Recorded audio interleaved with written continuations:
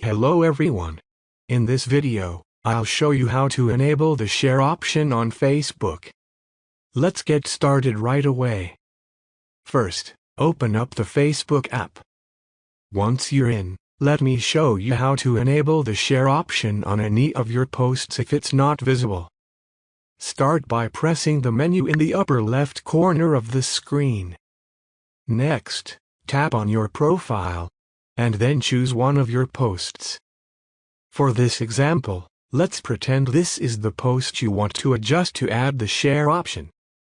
As you can see, there's no share option here. To change that, tap on the three dots in the upper right corner of the post. Then, select Edit Privacy. This is the most important step.